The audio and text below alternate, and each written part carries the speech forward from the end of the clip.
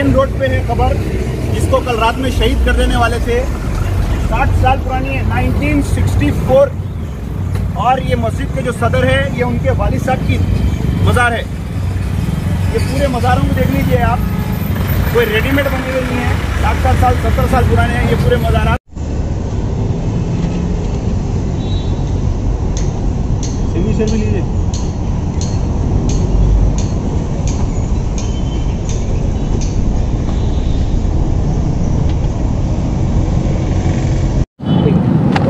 अल्हम्दुलिल्लाह यहाँ के मुकामी लोगों को मैं इंशाल्लाह तयखून दे रहा हूँ। उस्मान मोहम्मद ख़ान, मेरे साथ मेरे दोस्त समीर वलीउल्लाह और यहाँ के तमाम लोग वक्फ बोर्ड से इमीडिएट सलीम साहब से फ़ोन पे कन्वर्सेशन हुआ। मैं लेटर इशू कर रहा हूँ, बोले आबिद साहब वहाँ पे बैठे, लेटर इशू हुआ जो कलेक्टर को भी है, कमिश्नर साइबराबाद को भी है और रेवेन्यू डिपार्टमेंट राजेंद्र नगर है, ये तमाम कंसर्न डिपार्टमेंटों को है। किसी की माँ नहीं जनी, यहाँ पे आके इंशाल्लाह उंगली भी लगाएंगे। सबसे पहले यहाँ पे अगर कोई चीज़ होगा तो बराबर मैं आऊँगा, बराबर जेसीपी के सामने लेट जाऊँगा, अगर हुआ तो जेसीपी को भी पलटा दूंगा। और यहाँ के जो भी नमूने इस चीज़ के लिए करे तो मैं बैरिस्टर असदुद्दीन ओवैसी साहब से ये डिमांड कर रहा हूँ कि आप क्लैरिफिकेशन दीजिए, या रहमत जो बोले वो सही है या फिर आप बोलिए कि रहमत गलत बोल रहे हैं। ये दो चीज़ का क्लैरिफिकेशन देना। तेलंगाना में मजाक बन गया, आप पूरी इंडिया को रिप्रेजेंट करते, आप चाइना की बात करते, आप बर्मा की बात करते, आप नेपाल की बात, आप भूटान की बात करते, आप जीडीपी की बात करते, आप नरेंद्र मोदी की बात करते, जिसके पास 300 के करीब एमपीज है उसकी बात करते। आप खुद यहाँ के हैदराबाद के एमपी है, ऑल इंडिया मजलिस इत्तेहादुल मुस्लिमीन के सदर है आपका सबसे पहले बेस हैदराबाद है।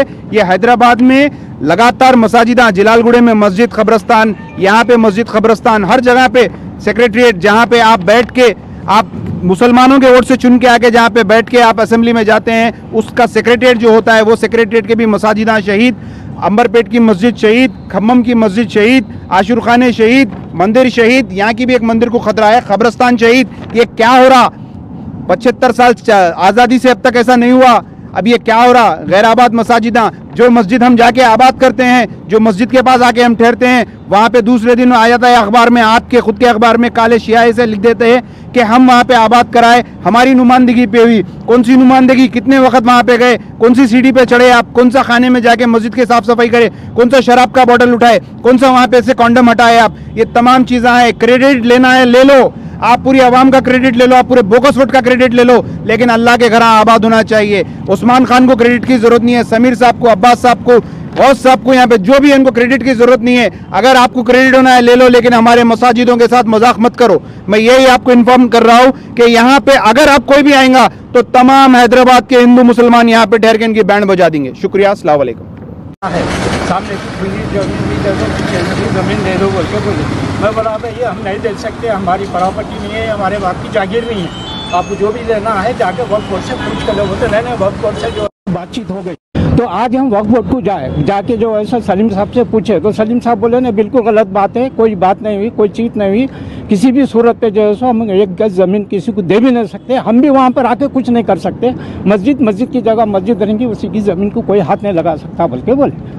क्या बातचीत होगी? बोले आपको वक्फ बोर्ड से बातचीत क्या हुई? बोले वक्फ बोर्ड से तो बातचीत नहीं हुई, बोल के बोले वो हम बोले कि नहीं, बोले आपस में समझौता कर लिए, हम बोल लिए भाई एक पीछे की जमीन खुली है ये दे दो बोल के आपस में बोल लिए बोल के। वक्फ बोर्ड और रहमत बेग साहब नहीं, हमारे सदर एमपी साहब और सलीम साहब दोनों मिलकर बात कर लेके मेरे को भेजे तो मैं आया।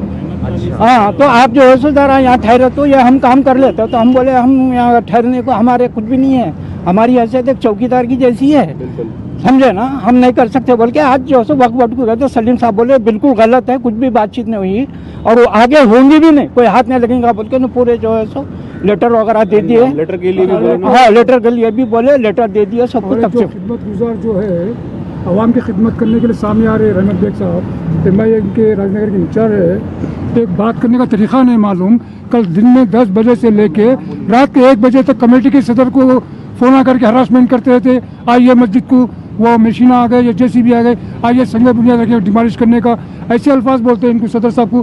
बेचारे फ़ोन स्विच ऑफ करके रात में 2 बजे सो गए। एक तो उनकी तबीयत ठीक नहीं है।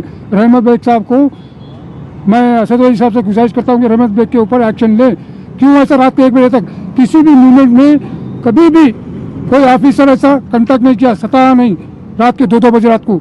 ये एक पॉलिटिकल लीडर होते हुए एक आवाम मदद करने के बजाय आप उनको हरासमेंट करते रात के 2-2 बजे तक। आइए बैठ के बात करेंगे, मशीन आ गए, डिमालिश करेंगे थोड़ा सा, फिर 3-4 दिन के बाद करेंगे।